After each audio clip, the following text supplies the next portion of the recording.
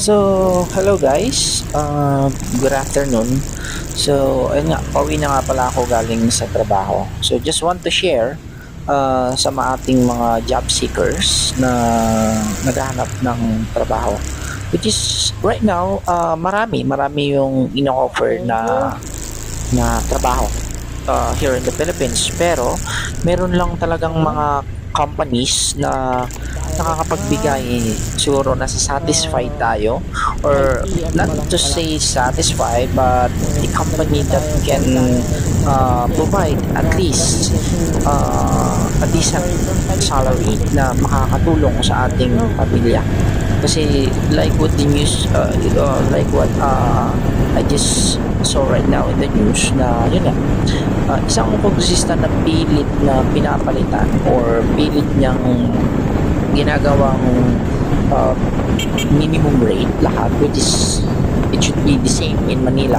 Although you are in province, gusto niya na gawing Manila rate lahat, which is totoo nga naman. There's no difference between province and cities, kasi yung cost of living natin sa Philippines is talagang mabigat, mahirap, and so expensive. So, eto, ginawa ko lang itong video na to just to share sa mga job seekers natin. Baka may consider nyo itong company na to to apply, okay?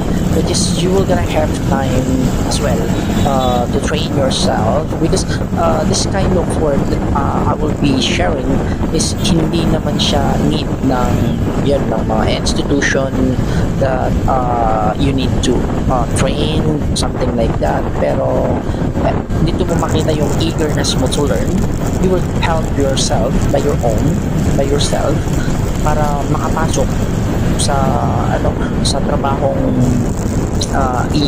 i-share ko sa inyo, which is same din sa akin naman. Is yun lang, ako tinulungan ko yung sarili ko para makapasok sa trabaho na to, which is yung mga naging tools ko para matuto is YouTube. Of course, YouTube talaga. Doon ko talaga kinuha lahat. Doon ako nag-aral, tinulungan ko yung sarili ko.